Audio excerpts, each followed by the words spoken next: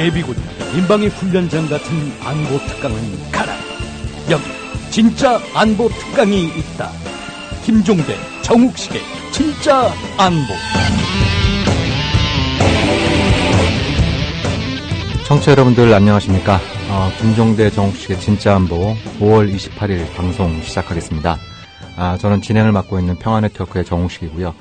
오늘도 변함없이 디펜스 질플러스의 김종대 편집장님 함께 자리하고 계십니다. 네, 안녕하십니까. 반갑습니다. 네. 예, 안녕하십니까. 안녕하세요. 이런 인사 말씀을 드리기가 상당히 좀 민망할 정도로, 송구스러울 정도로 이 참사가 계속 이어지고 있습니다. 예, 이게 뭐 연이은 사태를 보면은 이제 위험 사회를 넘어 재앙 사회로 가는 거 아닌가. 네. 예, 더군다나 오늘 그 새벽 0시에 일어난 사건은 이제 방화예요. 네, 지금 일단 중간 조사 발표량을 전제로 합니다. 전남 장산에서 요양원에서 요양원에서. 그다음에 도곡역 부근이었죠. 지하철에서 또 방화 사건이 있었습니다. 네. 굉장히 국민들의 어떤 그 불만 내지는 어떤 좌절감이 또 다른 재앙으로 연결될지 굉장히 우려가 되는 시점이고, 이거 좀 뭔가 우리 차분한 성찰을 해야 될 때가 됐습니다. 네. 그래서 지금 뭐 하루가 멀다 하고 전국 곳곳에서 지금 화재가 발생하고 있고요. 예. 그 지난주에는 한반도의 화약고에도 불이 붙을 뻔했어요. 네네. 예, 아마 남북 관계가 완전히 어쩌면 파탄으로 갔을지도 모르는 어떤 미스테리한 사건이 일어났습니다. 잠시 후에 한번 다뤄보죠. 네, 일부에서 그래서 서해에서 무슨 일이 벌어졌는지 이 문제를 또 최근 또 논란이 되고 있는 능동적 억제와 좀 결부시켜서 일부 방송을 좀 진행해 보도록 하고요. 네. 그리고 이번 달 말부터 다음 달 초까지 싱가포르에서 샹그릴라 대화가 열리는데 여기에서 지금 그 한미일 3자 국방장관 회담이 예정되어 있죠. 그렇습니다. 네, 뭐 회담을 할 수 있겠습니다만 여기서 논의될 그 의제가 대단히 좀 중요한데 상대적으로 좀 언론이나 국민들의 관심이 좀 부족한 것 같아서 이 문제를 또 2부 시간에 짚어보는 그런 시간을 갖도록 하겠습니다. 네, 지난 5월 22일 날 서해에서 그 초계 활동 중이던 우리 군함에 북한이 해안포를 발사해서 두 발이 우리 함정 인근 150m 지점에서 이것이 두 개가 터졌다. 국방부 발표입니다. 북한은 아니라고 하고 있어요. 이 미스테리한 사건 과연 어떻게 볼 것인지 국방부 출입기자 오마이뉴스의 김도균 기자와 전화 연결하겠습니다. 예, 김 기자님 나와 계세요? 네, 안녕하세요. 예, 지난주에 이어서 또 이번 주에 좋은 설명해 주시기 위해서 출연해 주신 데 감사드리고 우선 이 사건이 지난 5월 22일 날 6시경에 북한이 해안포로 우리 함정에 두 발을 발사했다. 이렇게 알려져 있는데 말이죠. 네네네. 예, 국방부의 발표 내용을 우선 좀 소개를 해 주시죠. 예, 22일 오후 7시경입니다. 7시? 예. 저 출입기자들한테 합창에서 문자 메시지가 들어왔습니다. 네. 그 문자 메시지 내용은, 당일 오후 6시경 연평도 서남방 14km 이남 우리 측 수역에서 초계 임무를 수행 중이던 아군 함정에 적포탄이 떨어져서 우리 군도 적 함정 인근에 즉각 대응 사격을 실시했다. 그리고 우리 군의 피해는 없었다라는 내용이었습니다. 네. 그러니까 이게 사실은 좀 전에 말씀하신 것처럼 이게 해안포인지 확인은 안 된 상황이고요. 네. 해안포로 추정이 되는 포탄 두 발이 이제 우리 함정 150m 지점에 상당히 근접한 지점에 떨어졌다는 내용입니다. 네. 그래서 우리 초계 임무 중이던 우리 함정이 가장 가까운 거리에 있는 북한 함정을 향해서 5발의 포탄을 대응 사격했다. 이런 내용입니다. 예, 함정 주변에 경고 사격을 우리가 했다는 얘기죠. 예, 당시에 북한 함정하고 우리 함정과 거리에는 약 한 11km 정도로 발표돼 있어요.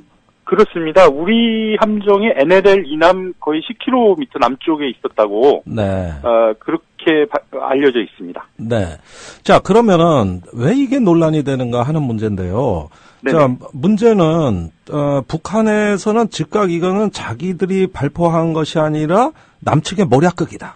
이렇게 치고 나왔죠? 네, 그렇습니다.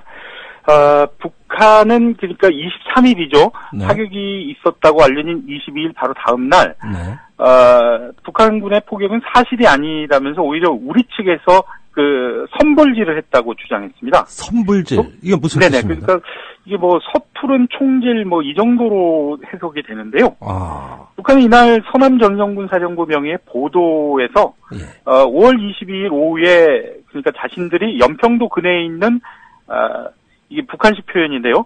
제놈들의 함정에 포탄을 발사했으며 네. 그에 대한 맞대응으로 제놈들이 대응 사격을 가한 것처럼 없는 사실을 꾸며대며 떠들어대고 있다고 밝혔습니다. 네. 그러니까 이 포격 자체가 없었다라고 주장을 하고 있는 것이죠. 예. 그리고 이게 우리 측의 자작극이라는 주장입니다. 네.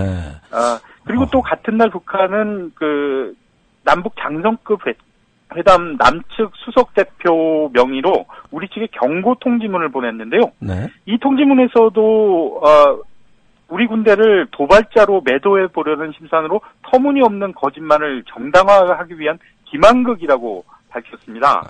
근데 사실 북한이 그 사격 사실을 부인한 것은 아주 이례적인 일입니다. 네.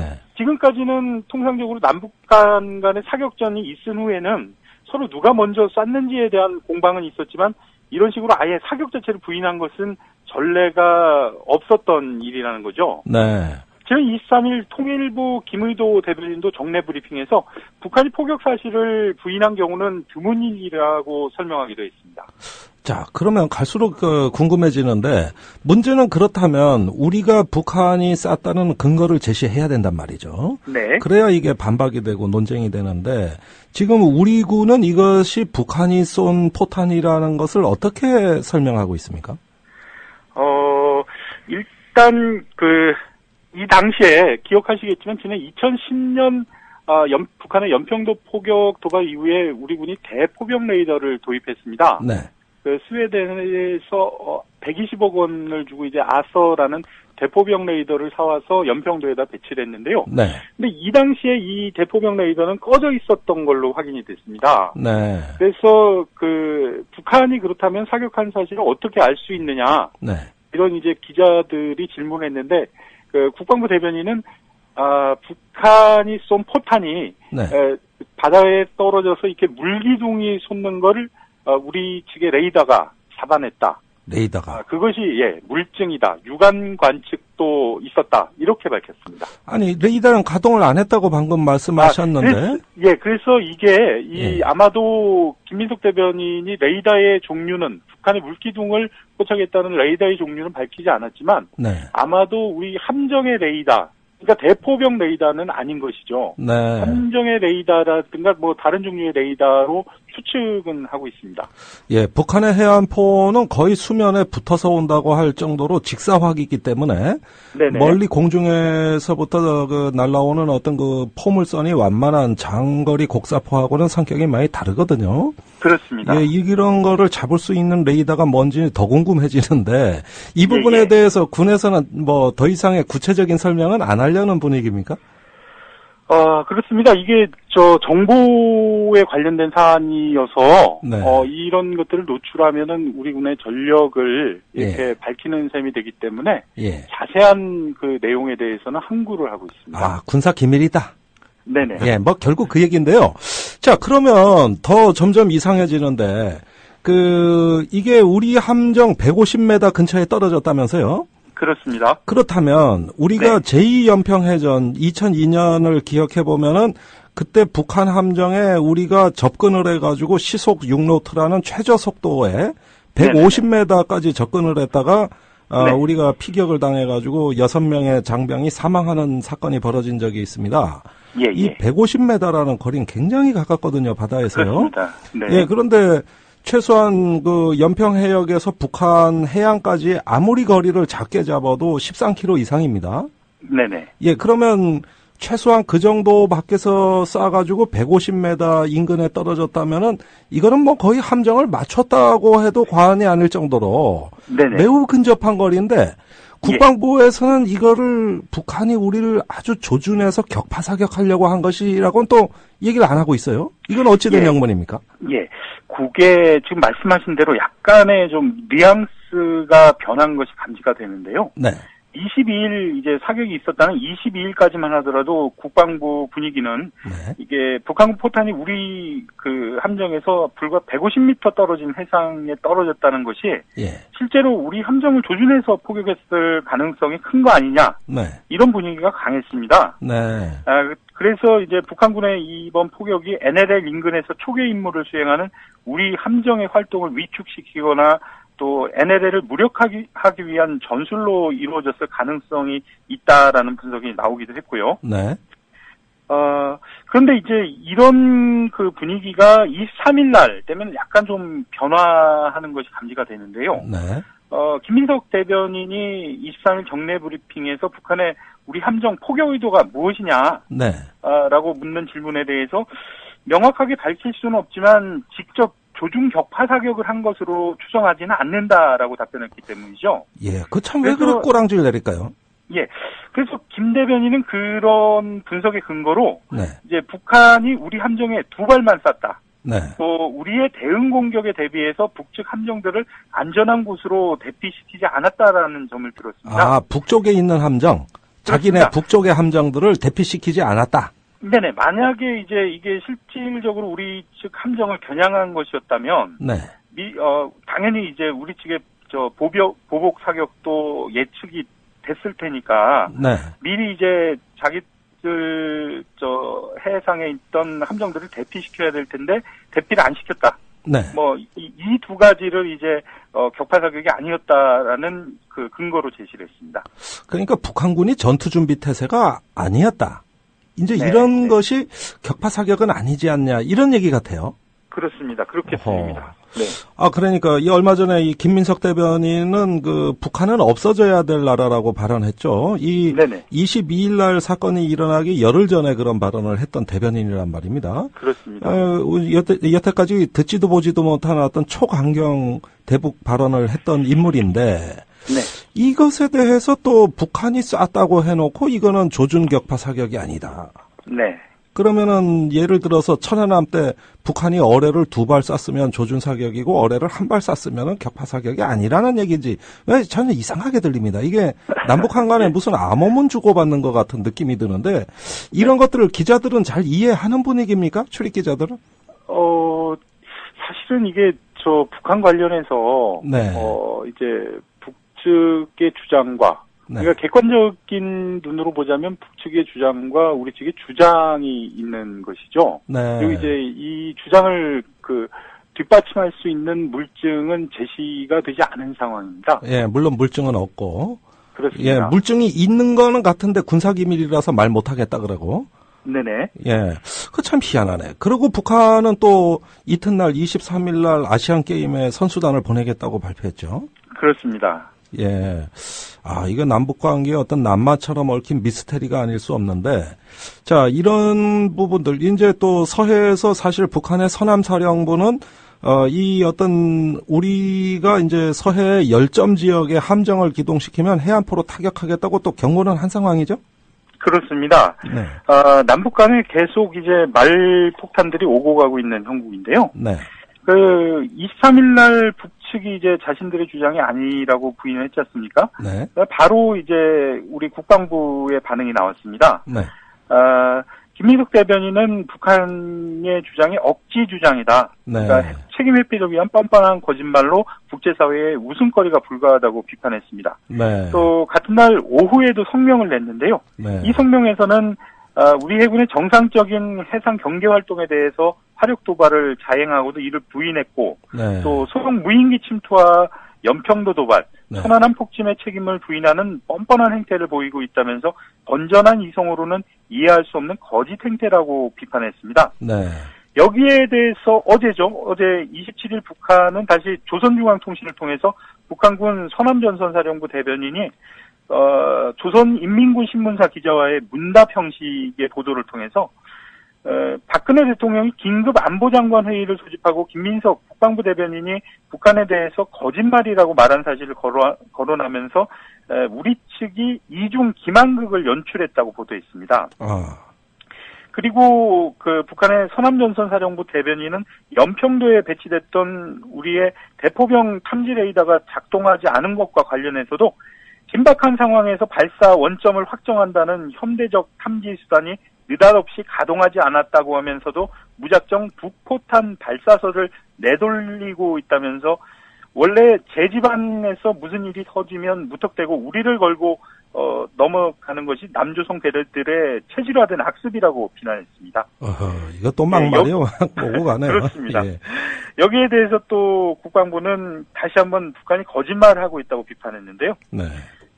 김민석 대변인은 어제 북한의 포격은 당시 우리 함정에 타고 있는 장병들이 제일 먼저 듣고 보고했을 것이라면서 우리 장병들의 보고가 있는데 어떻게 거짓말을 할 수 있겠는가라고 반문했습니다. 네. 김 대변인은 또 북한이 왜 그런 거짓말을 계속하는지 알 수 없지만 아마도 이것이 거짓말이거나 상부에 허위 보고를 한 것 같다면서 북한의 말은 얼토당토하지 않다고 북한의 주장을 일축했습니다. 네. 자, 이거 뭐 남북한의 평행선으로 긋는 이 막말 전쟁에서 도저히 뭐 합의점이 나올 것 같지는 않습니다. 뭔가 제가 네. 보기에는 무언가 치열한 심리전이 전개가 되고 있다는 느낌을 지울 수가 없는데요.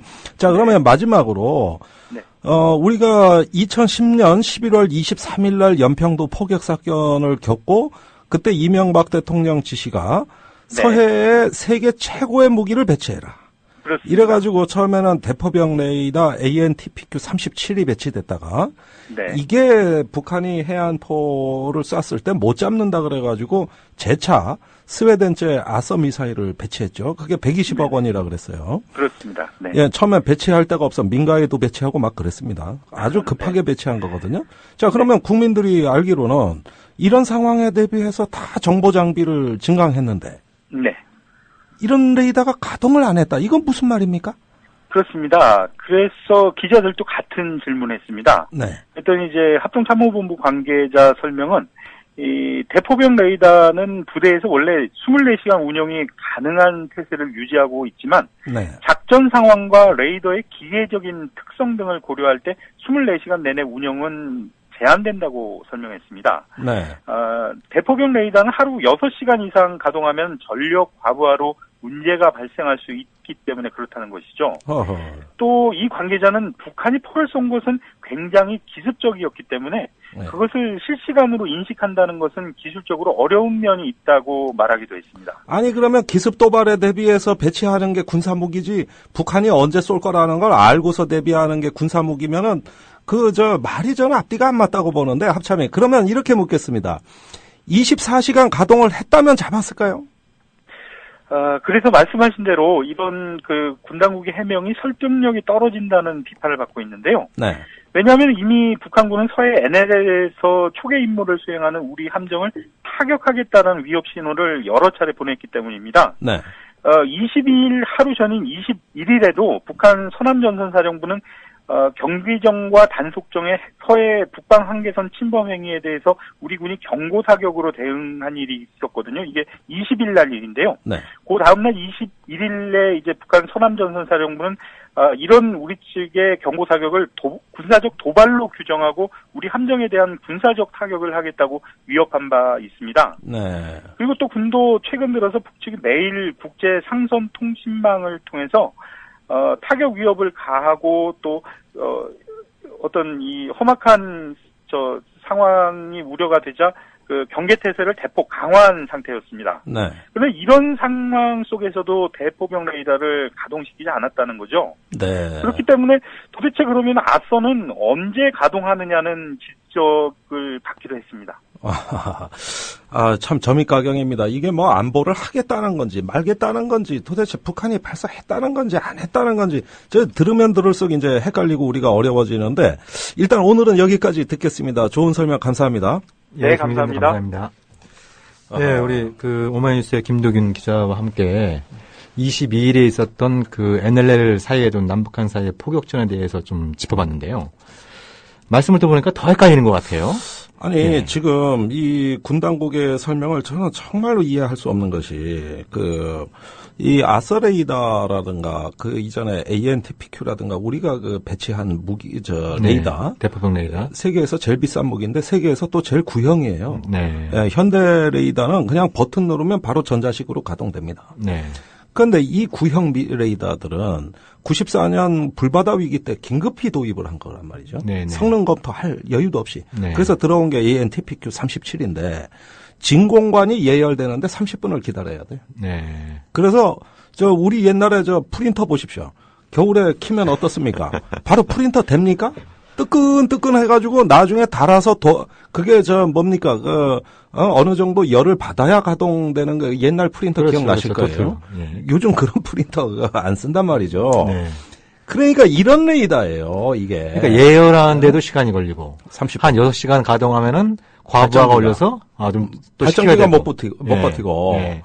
근데 요즘 나오는 저도 방산 전시회 많이 가봅니다만 버튼 키면 3초 만에 들어와요. 네. 예, 그래서 전자식으로 다 잡습니다. 네. 근데 이런 구형 레이더를 우리 한국군이 얼마나 불바다 위기 때 급하게 도입하고 또 그게 안 된다고 해서 스웨덴 제 아서미스 레이더를 또 도입했는데 이것도 구형이에요. 예, 그런데 이 레이더도 그때 당시에 연평도 포격전이 났을 때 긴급히 늘 게 없으니까 동부전선에서 임무 수행 중이던 레이더를 빼서 배치한 겁니다. 그랬었죠. 그러니까 아랫돌 빼서 윗돌 고인 거란 말이죠. 네. 왜 그랬느냐? 국내 정치 때문에 그랬어요. 뭐든 최고의 무기를 쑤셔 박아라. 네. 이게 MB 지시입니다. 네. 그런데 이 레이더는 장사정포 같이 막 70km를 날아다니는 북한의 로켓포 있지 않습니까? 네. 이런 어떤 곡사포, 로켓포가 멀리서 날아오면 그 공중의 포물선의 각도와 그 속도를 계산해서 어디서 쐈다는 거를 계산해내는 이런 레이더입니다. 네. 근데 해안포는 직사포고 낮게 날아옵니다. 네. 눈 깜짝할 사이에요. 그러면은 만약에 연평도나 그 인근 해역에서 우리가 북한의 위협을 따질 때 저 멀리 안 보이는 장사정포가 정확히 조준해서 우리를 쏘는 게 무섭겠습니까? 바로 코앞에서 날아오는 주먹이 무섭겠습니까? 당연히 코앞에서 날아오는 주먹이 무섭죠. 그런데 이걸 망원경으로 볼 필요는 없는 거 아닙니까? 그렇죠. 날아오는 주먹을 보는 거는 망원경이 아니라 보다 더 어떤 단거리가 탐지가 가능하고 또 어떤 이런 상황을 통제할 수 있는 다른 정보 장비들이 필요한 건데 이 레이더로 다 할 수 있다고 얘기한 건 군이 여론을 호도한 거예요. 네. 거기에다가 이런 것들을 잡으려면은 백령도에 어떤 배치한 지상 배치 레이더라든가 또는 무인기를 띄워가지고 거기서 탐지를 한다든가 또 함정에 배치된 거라든지 또 레이더가 아니면 음향 탐지 장비라든가 이런 것들이 이제 가동이 되면서 어떤 북한이 쐈냐 안 쐈냐 또 어디서 쐈느냐. 또 음향 탐지 장비도 가동이 안 됐다는 거 아닙니까? 안 됐어요. 탐지를 못했다는 거죠. 예. 그 할로라고 하는 게 있습니다. 네. 이게 2011년에는 잡은 적이 있어요. 북한이 안개가 꼈을 때 3발을 연평도 해역에 발사했을 때 우리가 음향이라는 게 어느 방향이냐에 따라 가지고 이렇게 삼각 측량을 하면은 어느 지점이 확보가 되는 거거든요. 그러니까 이게 어느 쪽이다 이렇게 확보가 되는 건데, 근데 이번엔 그것도 아니란 말이죠. 근데 하루 전날 북한이 경고를 했어요. 해안포로 타격하겠다고.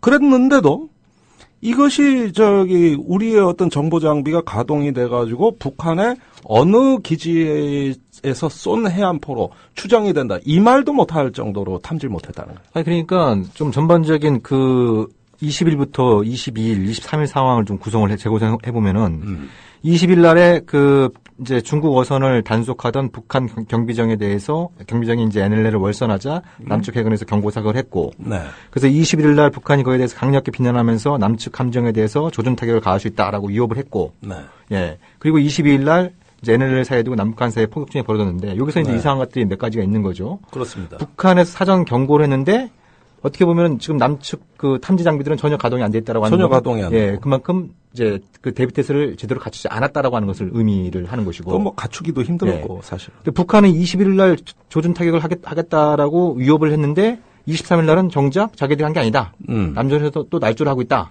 이게 또 강력히 부인을 하고 있는 상황이에요. 네, 그것도 연거푸 2번씩이나. 그러니까요. 그래서 이게 좀 남북한의 이런 어떤 행태들 자체가 좀 납득이 안 가는 부분이 있고.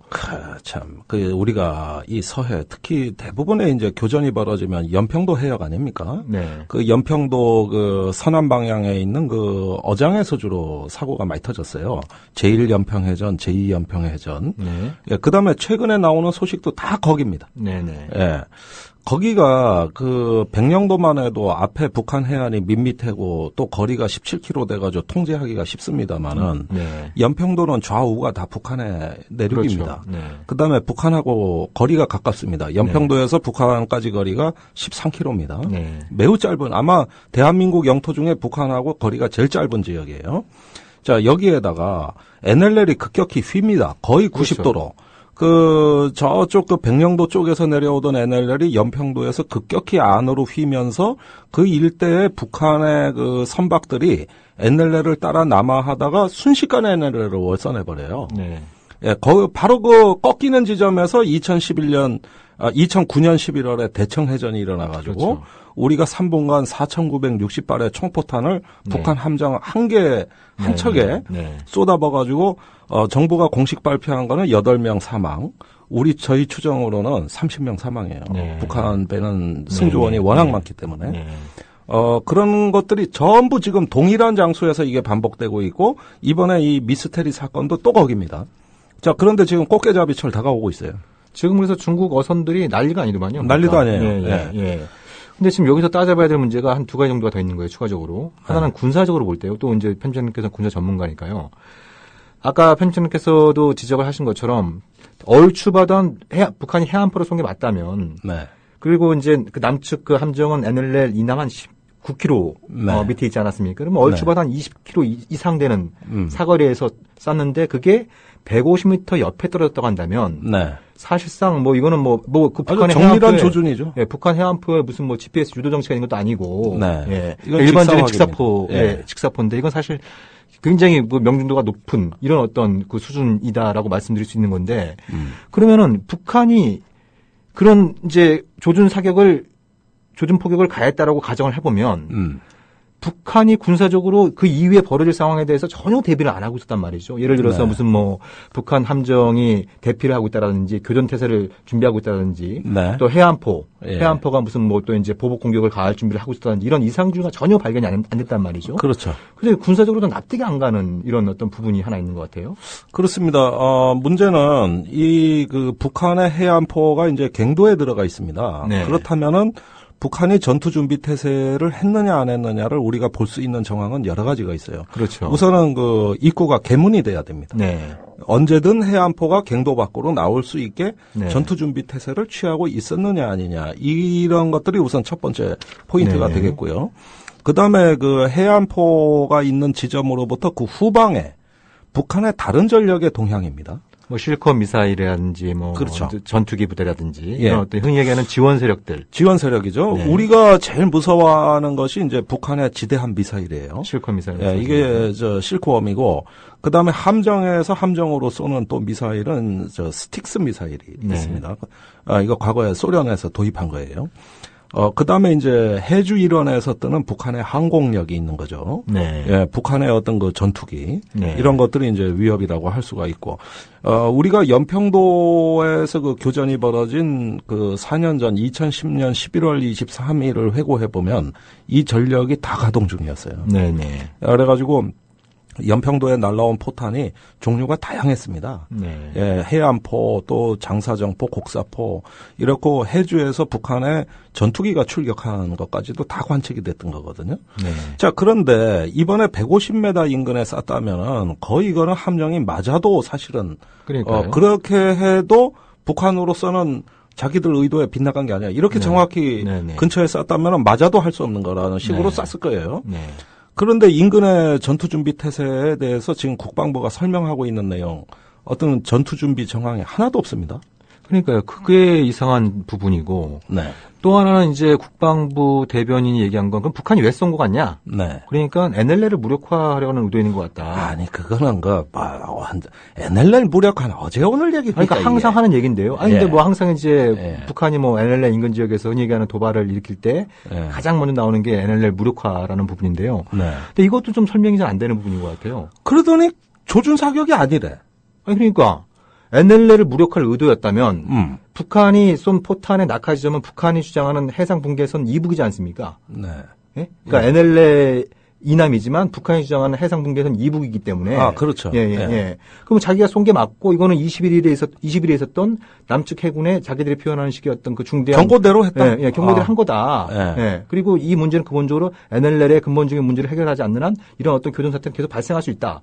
이렇게 발표하는 게 북한다운 건데. 그게 또 NLL 무력화 의도와의 무력화의 의도라면 그렇게 설명하는 게 맞는 얘기일 텐데 이게 자기들이 또 아니라 그러니까 NLL 무력화 의도라고 이 단순 명쾌하게 설명하기도 어려워진다는 거죠. 자, 지금 우리가 서해라는 것이 참으로 그동안에 많은 미스테리와 비밀을 간직한 장소라는 거는 익히 알고 있어요. 사실 청와대에 앉아서 대통령이 뭐 보고받다 보면은 서해에서 뭔 일이 있다 그러는데 이거 도대체 어디까지 믿어야 될지. 전에 그 이종석 장관님 우리 프로에 출연하셔가지고 뭐라 그랬냐.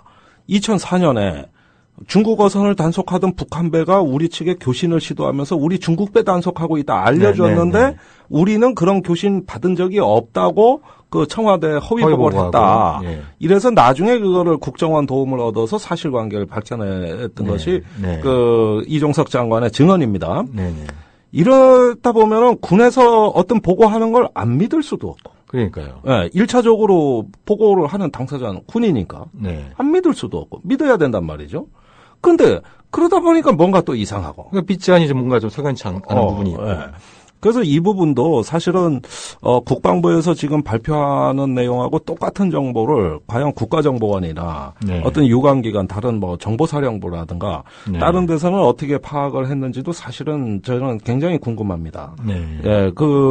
그런 부분들이 또 여러 가지 어떤 사실적인 정황하고 다른 부분이 있다면 아니면은 뭐 착오나 실수일 수도 있다고 본다면은 이런 부분이 과연 어떻게 처리됐는가가 굉장히 궁금한데 우리가 함정 5발을 대응 사격했어요. 이것도 북한 함정 근처로 했습니다. 그러니까요. 이 사격의 명령은 또 누가 내렸는가 또 우리가 확인을 해봐야 되겠어요. 그러니까 우선 교전 수칙상은 당연히 자동으로 대응하게는 돼 있거든요. 그런데 교전 수칙에 의한 어떤 비례성의 원칙 또는 충분성의 원칙에 의하면은 북한이 그 포를 쐈을 때 우리는 3배로 응징하는 걸로 돼 있단 말이죠. 1대3 원칙이라고 또. 그러니까 2발 정도 쐈으니까 뭐 5, 6발 정도. 그러니까 2.5배니까 반올림하면 3배가 되는 거네요. 이런 정도 쏜 어떤 교전 직전에 상호 무력 시위 형태로 봐야 되느냐 이런 부분인데 이걸 누가 과연 지휘 통제했을까? 현장의 지휘관이냐, 즉 함장이냐, 아니면 상급기관이 개입돼 있느냐 이런 부분들도 우리가 확인이 필요한 사항이 되겠습니다. 아니 그래서 지금 중요한 말씀을 그 부분을 지적을 해주셨는데요. 그래서 우리가 좀 짚고 넘어가야 될 부분이 이른바 능동적 억제. 그러니까 능동적 억제가 뭐 일단 현장 지휘관이 선조치, 그러니까 먼저 조치를 하고 나중에 보고해라. 이 부분이 있고 북한의 도발 시 도발 원점뿐만 아니라 지원 세력과 지휘 세력까지 응징하겠다. 이게 핵심적인 골자이지 않습니까? 그렇죠. 거기에다 한 발 더 나가서 능동적 억제라고 할 땐 조짐만 보여도 그렇죠. 선제 공격을 가할 수 있다. 선제 공격을 가할 수 있다. 이 얘기입니다. 이런 어떤 부분들이 그 핵심적인 골자. 이지 않습니까? 그렇습니다. 근데 지금 그 편집장님께서 말씀하신 부분은 이 선조치 후보고. 이것이 과연. 이 능동적 억제. 그러니까 억제의 기본적인 목표는 그거지 않습니까? 나를 건들면 너도 무사할 수 없으니까 나를 건들 생각을 하지 마라. 못하게 하는 거죠. 그런 어떤 능력과 의지를 과시하는 이런 어떤 그 측면이라고 할 때 이런 어떤 선조치 후보고로 짜여진 이 능동적 억제 전략이라고 하는 것이 그 억제 전략이 근본으로 삼고 있는 그 이제 무력 충돌 예방, 확전 방지, 전면전 억제 이런 부분들하고 잘 그 조응할 수 있는 건지 이런 부분도 좀 지적을 해야 우리가 지금 이 서북 해역에서의 우리나라 안보 문제를 할 때 이 말로 가는 부분하고 실상을 좀 구별해서 봐야 되겠다는 게 제 생각인데. 능동적 억제라는 거는 이제 북한의 도발 원점과 그 지휘 세력을 철저히 응징한다는 사상이라고 일단 봅시다. 뭘로 하느냐? 수단이 있느냐 문제예요. 의지는 좋다 이거예요. 의지가 있다. 그냥 인정. 그런데 뭘로 할 거냐? 4가지가 충족돼야 됩니다. 4가지요? 4가지가. 첫째, 표적 획득입니다. 어디를 때릴 건가 표적을 알아야 될 거 아닙니까? 그렇죠. 이번에 도발 원점 찾았습니까? 해안포로 추정된다라고 하는 막연한. 근데 북한의 해안포는 그러니까요. 그 연평 앞에 해안부터 저 백령도 해안까지가 다 포밭이에요. 네네. 예. 육지 전체가 포밭이에요, 거기는. 네. 예, 그래가지고, 원점을 우선 표적을 획득해야 됩니다. 네. 네. 두 번째는 뭐냐면 타격수단이 있어야 됩니다. 타격. 뭘로 네. 때릴 거냐, 이거죠. 네. 함포로 때릴 거냐, 전투기에서 공대지 미사일로 때릴 것이냐, 네. 아니면은 지상포, 자주포로 때릴 것이냐. 네. 이러는데, 연평도 때, 북쪽에 개머리 진지에서 날라온 걸 무도에서 날라온 줄 알고 엉뚱한 데를 때렸다가 네. 두 번째 교전은 무도 개머리에서 다 날라왔어요. 네. 자, 이렇다 보니까 일단 보지도 않고 때리는 애다 보니까 일단은 교전은 커지지만은 그때 네. 철저히 네. 응징했느냐? 못했어요. 네. 못했습니다. 표적을 못 잡았어요.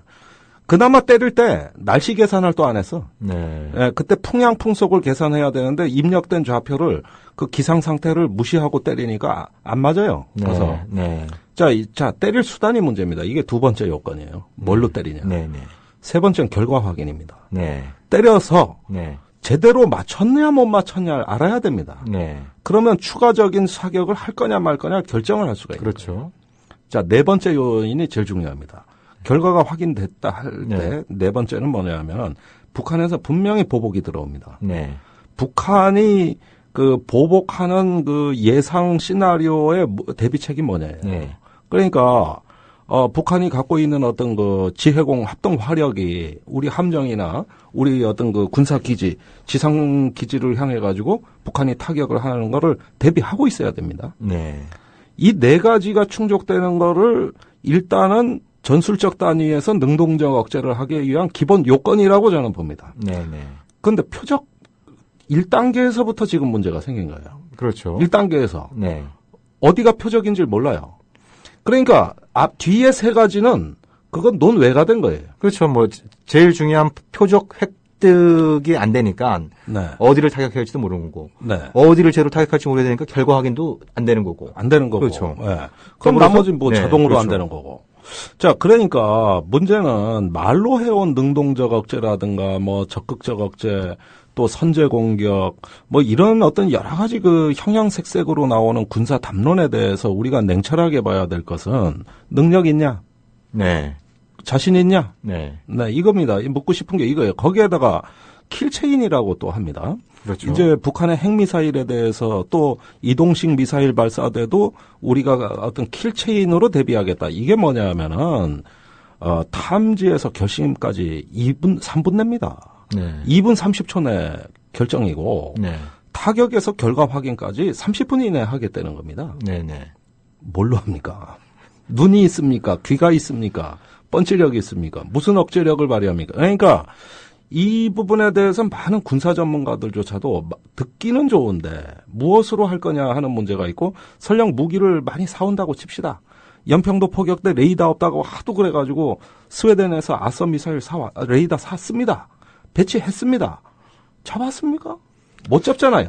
그러니까요. 그러니까 이게 이제 여기서 좀 잘 짚고 넘어가야 될 부분이 지금 이제 우리 편주님께서 이제 표적 확인할 수 있는 탐지 장비, 타격 수단, 네. 뭐 결과 확인도 그만큼 이제 그 정보 자산이 많이 강화돼야 되는 부분이고 네. 보복 대비 역시 이것도 군사적으로 보복에 대해서 맞대응하겠다 그러면 이것도 네. 엄청난 군비 증강이 필요하고 네. 이런 어떤 부분들인데 그러니까 그러면은 군사비를 늘려서 무기를 더 사자 이런 얘기가 또 결코 아니지 않습니까? 아니 우리의 일선의 전투원들의 그 생명 가치를 고양하는데 필요한 장비가 있다면 사야죠. 네네. 그거는 군대가 존재하는 한은 어쩔 수 없다고 봐요. 전 그런 면에서 완전히 어떤 군비 해체론자는 아닙니다. 그냥 물론이죠. 그런데 네.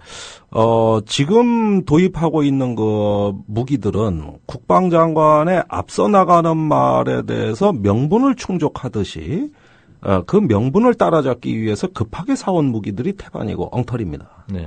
그러니까 우리가 뭐 예를 들어서 이스라엘의 스파이크 미사일을 사다가 지금 배치했다고 해요. 그렇죠. 예.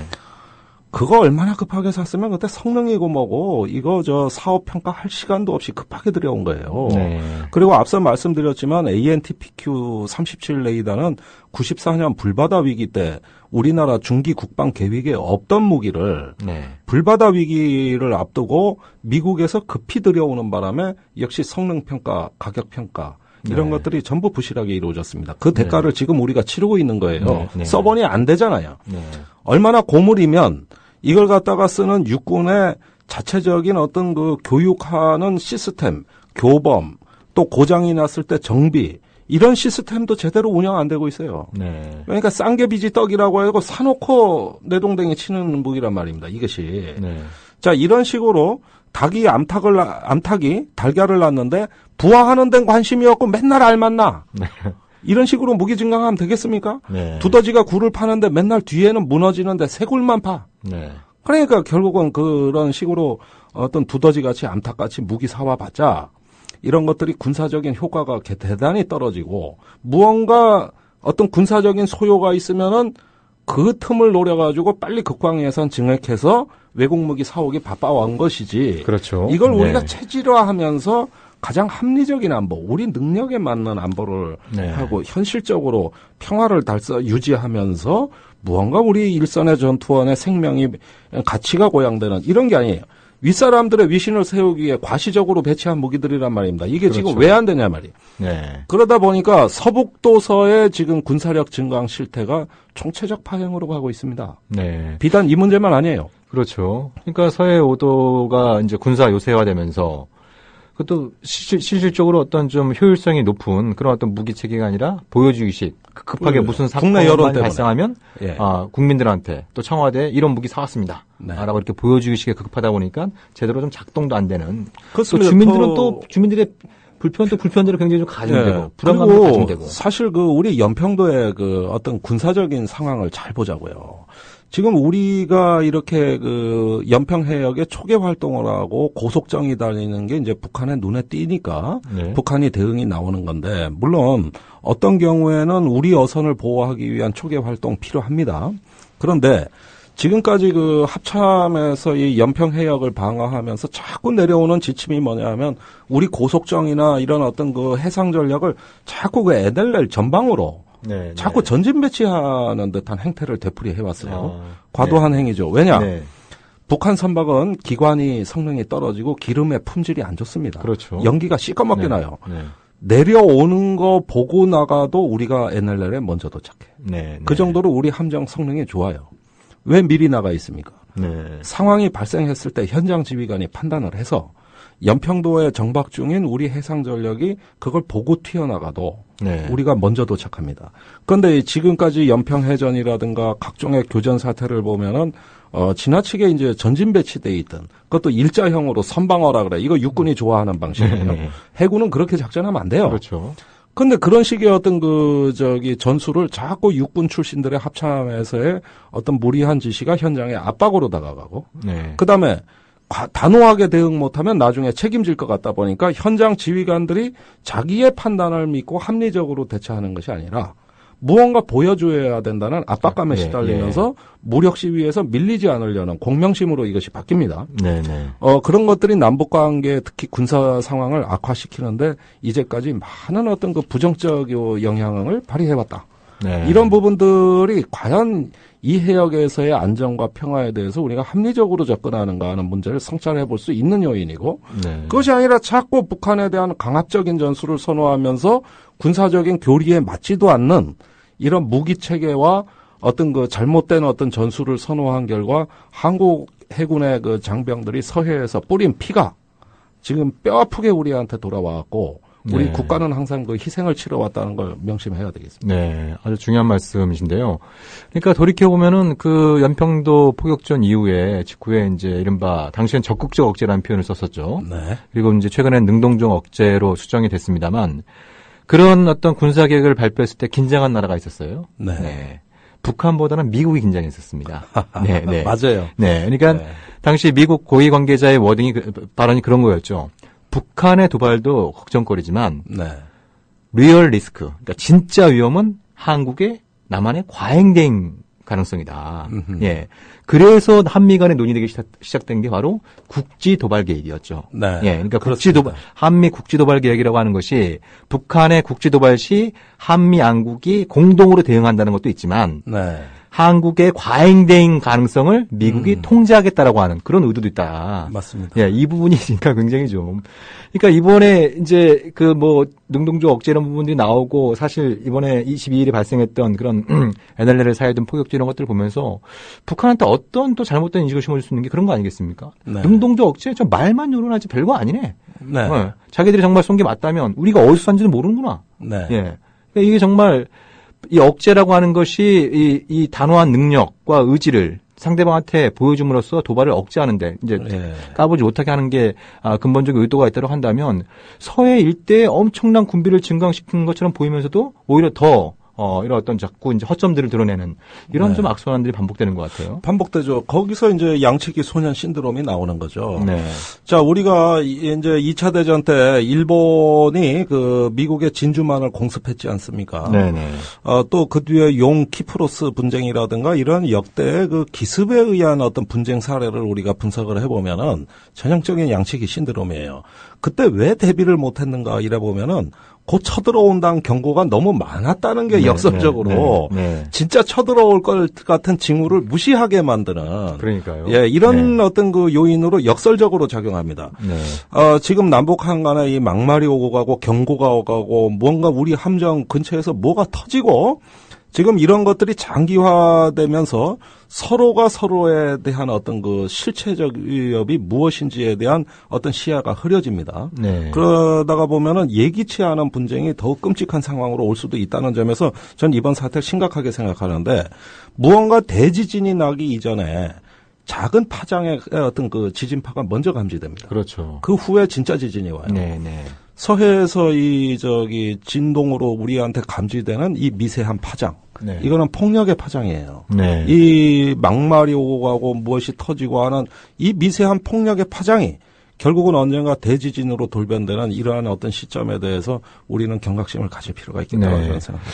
그러니까 얼마 전이 그 노무현 대통령 서거 5주기였습니다만 돌이켜보면 참여정부 때는 그 남북한 사이에 무력 충돌이 한 건도 없었어요. 한 건도 특히 없었어요. 서해가 굉장히 좀 안정적이었던 그런 그 5년이었던 걸 기억하는데 그럴 수 있는 힘이 어디서 나왔던가. 사실 지난 그 6년 동안 서해 일대에 엄청난 군사력을 투입했습니다만 서해 문제를 풀고자 하는 외교력은 완전히 그 실종된 그런 상태에 있지 않았습니까? 맞습니다. 그래서 이 안보라고 하는 것이 단순히 국방뿐만 아니라 외교라고 하는 또 하나의 날개를 달 때 비로소 튼튼해질 수 있다. 좀 이런 부분들을 좀 정부가 다시 한번 되새기는 그런 어떤 기회가 됐으면 하는 바람입니다. 그럼 진짜 안보 1부 방송 이것으로 마치고요. 곧 2부 방송 시작하겠습니다. 네.